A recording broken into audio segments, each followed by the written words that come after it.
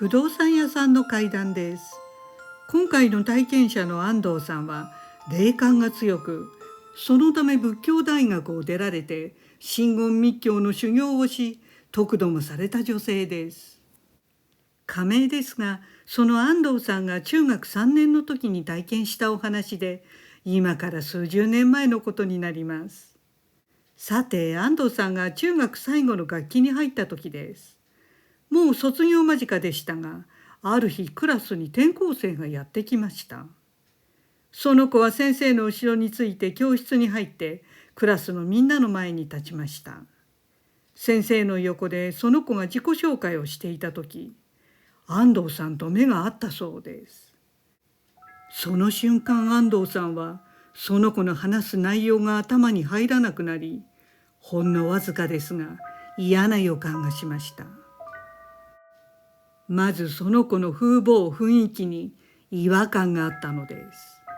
その転校生、仮に舞さんとしておきますが、その舞さんはおかっぱ頭で、前髪が目の上ギリギリまであり、その目は大きく、良い言い方をすれば神秘的、悪く言えば魔女的な綺麗な女の子でした。でも安藤さんはその風貌を直感的に怖いと思ったそうです。ですから安藤さんの霊感アンテナがこの子を避けた方がいいというシグナルを放っていました。ところがその日からなぜかその転校生の舞さんは安藤さんにやたらとつきまとってきたそうです。休み時間はもちろん体育や理科などの移動がある授業では常に安藤さんのそばを離れず、まるで安藤さんが転校生の世話係のように振る舞わなくてはならなくなりました。安藤さんも転校生をあまり無下にもできないので、仕方なくある程度の距離を保ちながらうまく付き合っていたそうです。舞さんに妙に気に入られてしまった安藤さんは、舞さんからほぼ毎日のように電話をもらっていました。ただその電話で話す内容が奇妙だったのです。いつも舞さんは自分の自宅の話をしました。自分は団地に住んでいる。その団地にフランス人形が飾ってある部屋があって、そこから誰かに見られている感覚がするとか、襖の隙間から誰かが見ている。誰もいない台所の椅子をギーギーっと引きずっている音がする。などなど安藤さんは毎日舞さんからこんな不可解なことを聞かされました。さて、そんなある日の学校でのこと。その日安藤さんは朝から風邪気味で学校で熱が出たので、お昼から早退し病院に行くことにしたそうです。安藤さんが早退して病院に行くと聞くや否や、舞さんが私も行くと急に言い出したのです。付き添いがいるほどの熱じゃないからと安藤さんは即断ったのですが、何度もしつこく一緒に行くと言い張ったのです。安藤さんも本調子ではないので断るのも疲れていき、しぶしぶ了承してしまいました。病院で診察を終え安藤さんが自宅に帰ろうとすると舞さんが「安藤さん、私の家に来ない?」と言い出しました。熱があるからと断ったのですが、さっきと同様またしつこく頼んできたのです。安藤さんは結局舞さんのペースに飲まれてしまい、少しだけという条件で舞さんの自宅に寄ることになりました。さて、病院からさほど離れていないところに舞さんの住んでいる団地がありました。安藤さんはその団地に到着すると、一瞬で全身鳥肌が立ちました。霊を感じたからではなく、そこは飛び降りで大変有名ないわくつき団地群だったからでした。舞さんの団地の棟は5階建てでしたが、高い棟では10階建てもあり、この界隈では飛び降りマンションと呼ばれていました。ああ、ここかとため息が出ながらも、安藤さんは舞さんの部屋がある最上階の5階に階段で上がっていきました。その時間は家族は誰もいないということで、舞さんが中に招き入れてくれました。中に入るとすぐ目の前に重苦しい暗いダイニングキッチンがありました。その左に一部屋、右手にトイレと風呂場、そしてそのダイニングキッチンを抜けると、奥の真正面に4畳半の和室があり、その右手にもう一部屋あるようでした。その真正面の和室にはこたつがあり、2人はそのこたつの左右の側から入って向かい合いました。早速舞さんがテレビをつけたのですが、安藤さんはテレビを見ながらも早く帰りたいなとずっと思っていたそうです。そして2人が少し話をしてしばらくした時でした。安藤さんの真後ろは押し入れだったのですが、突然その押し入れの中からガシャガシャガシャという奇妙な音がしてきました。それはまるでおせんべいの包みをぐしゃぐしゃと揉んだような音だったそうです。安藤さんは心の中で何今の音と思いましたが、あまり気にせずテレビを見続けていました。すると今度は舞さんの後ろは襖だったのですが、その襖の中からガシャガシャガシャと同じような奇妙な音がしてきたのです。さすがにその時は何という感じで2人は顔を見合わせました。背筋に冷たいものが走った安藤さんは「何の音？いつも鳴るの？」と聞くと、舞さんは「うん」と静かに答えました。舞さんはまるでこうなることを待っていたかのようでした。そこで安藤さんは怖かったのですが、すぐテレビを消し、2人で静かに様子を見ていました。すると台所から椅子を引きずるギーギーギーという音が聞こえてきました。安藤さんはすぐに台所に続くすりガラスの引き戸を見たそうです。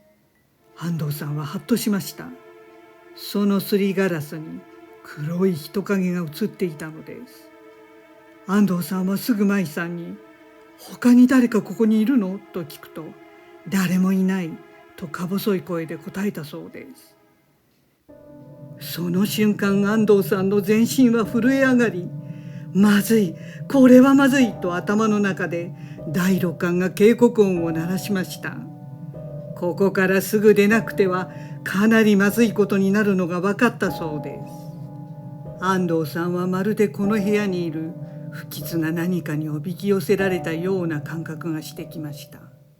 そこで安藤さんは落ち着いて考え、できる限り冷静に舞さんに言いました。